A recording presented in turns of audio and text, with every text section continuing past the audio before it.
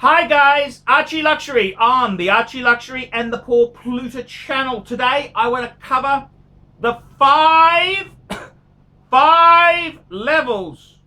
5 levels? No, there's more than 5. 1, 2, 3, 4, 5, 6. 6 levels of luxury wristwatches. 6 levels, and we could say the 7 levels. Okay, we'll put 7 levels because marketers tell me I should always have an odd number when you're doing these lists. So there you go. Okay, so let's go on to this here. So we're going to talk about the 7 levels of luxury watches. So the first level is entry level. So what do I say are the entry-level luxury wristwatches you can buy now? Entry level? Well, that's very, very simple. There's 2 models that spring to mind. Number 1 is the Tudor Black Bay Heritage. And today I'm showing you the burgundy example, the burgundy. This here is probably, I think it's the most sexy. You've got a black version and you've got the blue. The problem with the blue version is you don't have the gilt or the faux patina on the loom. I love faux patina. And the faux patina goes with the faux rivet bracelet. So I would say this is the entry level. This is the first decent watch that a man should get. It is basically, it's an in-house Tudor. So that's pretty good. And it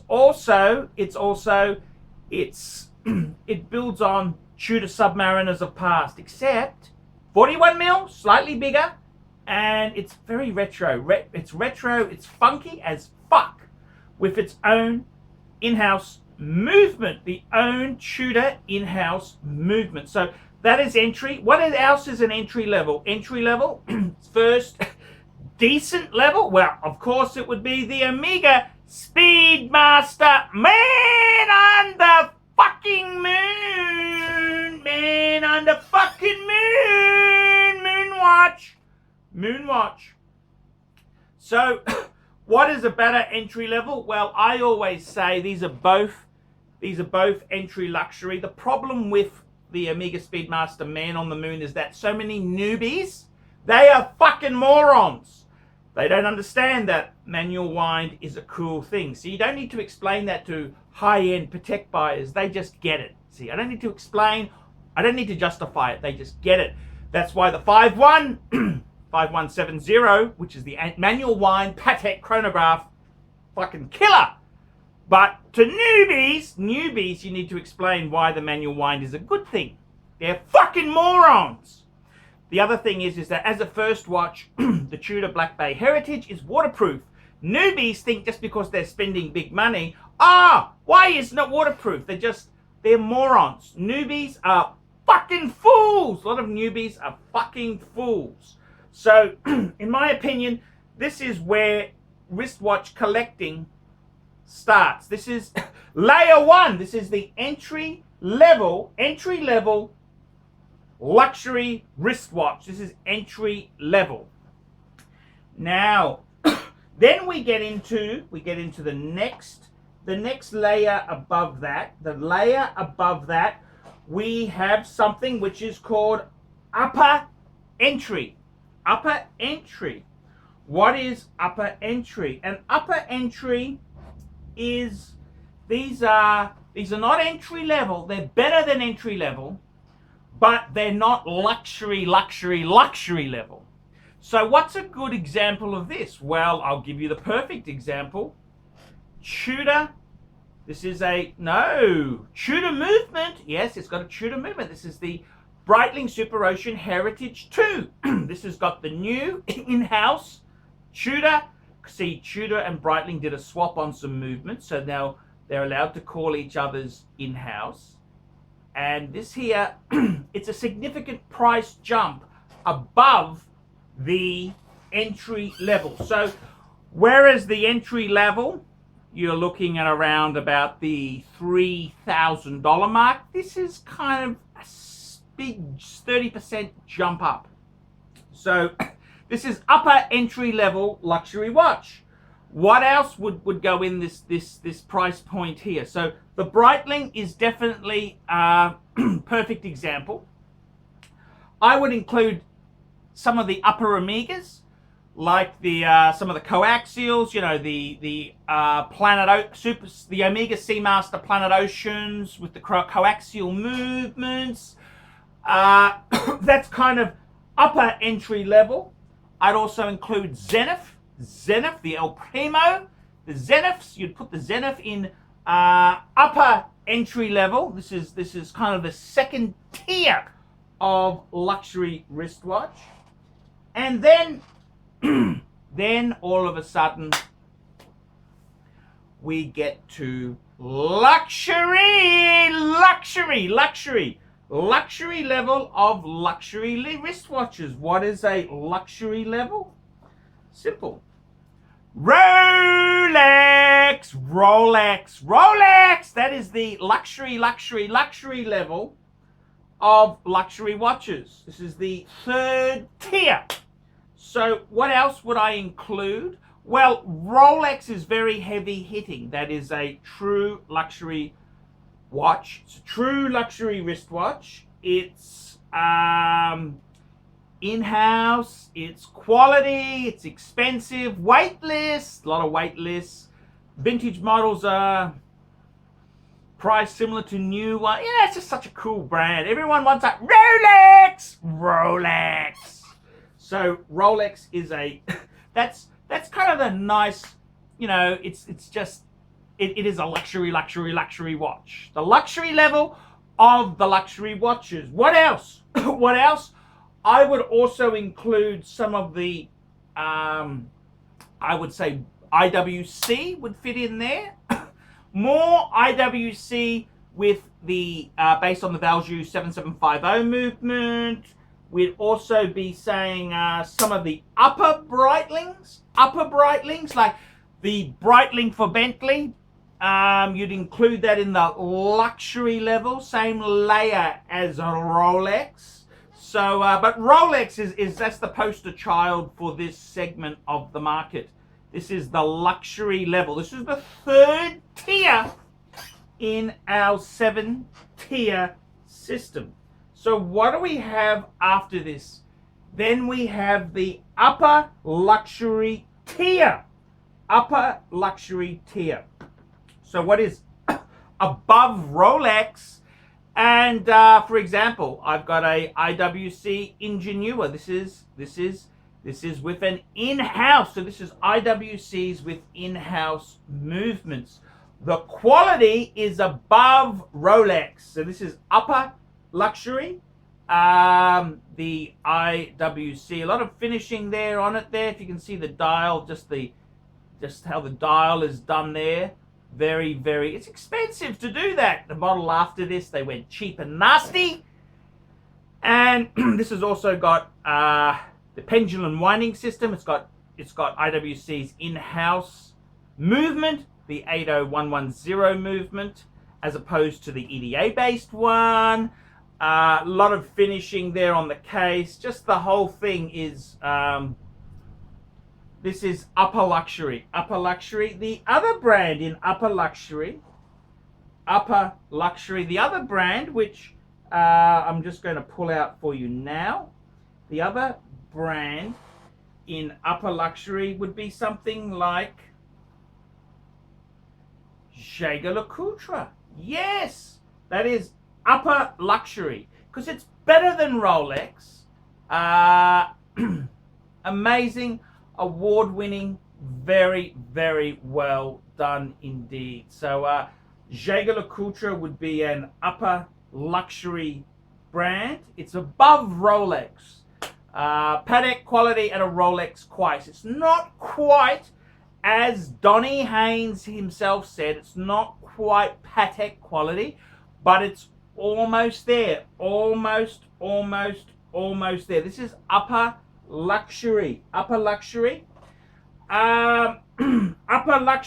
also, I would start to say I'll give you an example. Upper Luxury has an Upper Luxury watch. This here is a Breguet Type 20. Now, this is kind of Breguet's entry-level Breguet. It's kind of there. So it really is a super luxury watch. It's not quite Patek Philippe. It's not like a 5170. That's the manual wind Patek chronograph.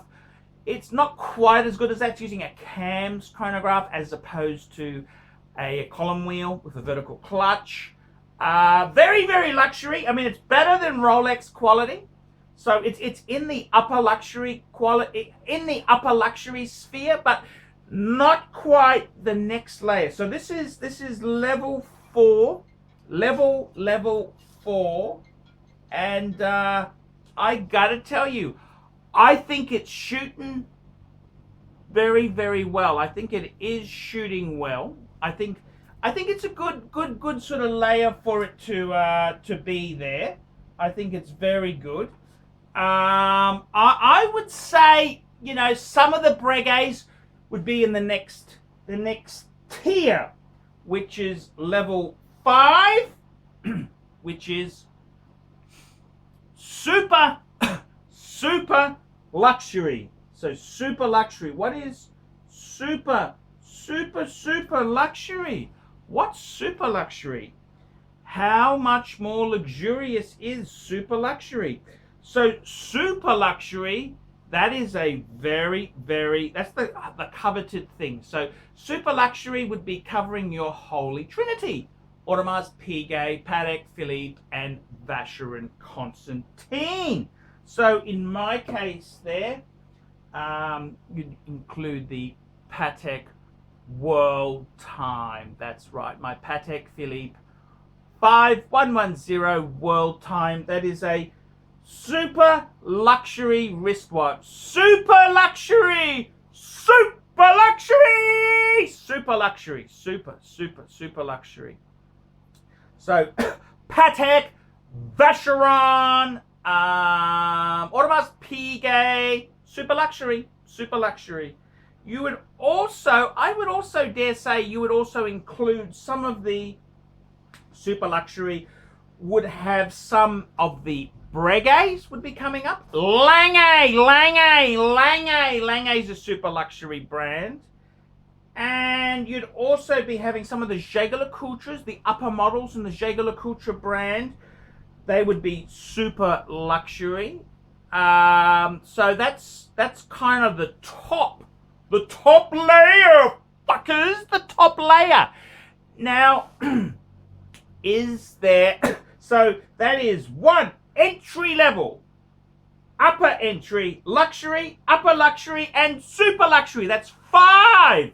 How is there 7, Arch? Where is there 7? Wow. Above super luxury, we have got super luxury extreme. Super luxury extreme. So what is that? Well, that is our grand complication Patek Philippe. That is our Richard Mille. That is a super luxury extreme. Some of the more boutique brands there, Goubet and Farsi, you know, would put that in there. Richard Mille, you know, very much boutique one-off sort of things. We'd put it in that super luxury extreme. So then it comes to the question, well, Archie, that's 6. What is the 7th layer? Is there something? Well, the answer is actually, we've got entry level, and we've also got just below, we've just missed out on being in the entry level, and that is the subpar entry level. Okay, so what is a subpar entry level? Well, that would be things like the Omega Seamaster with the ETA movement, the non-coaxial version. The Quartz Omega Seamaster, that would be in there.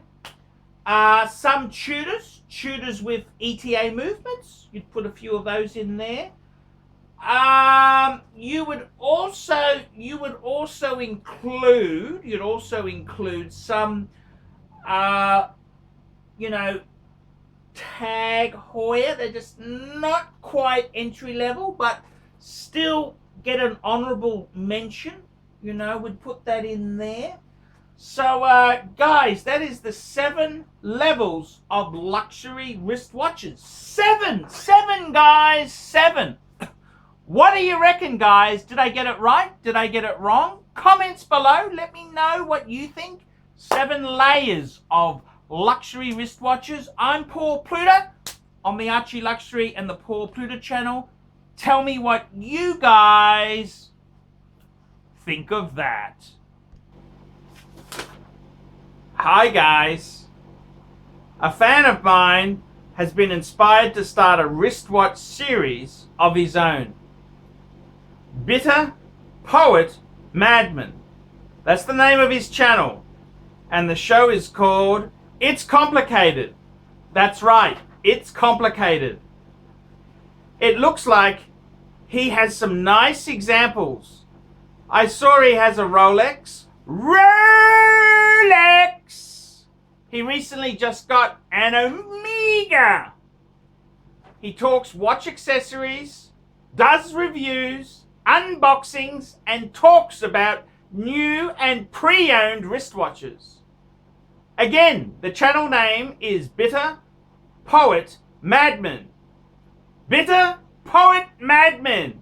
So why don't you fuckers let that fucker know what you think of that.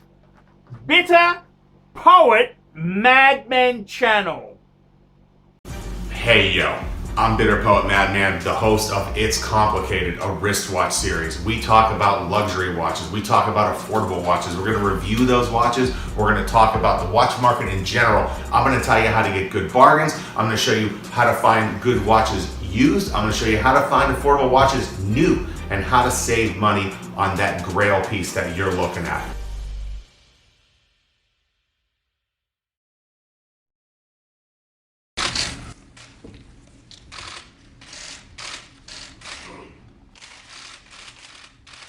Okay.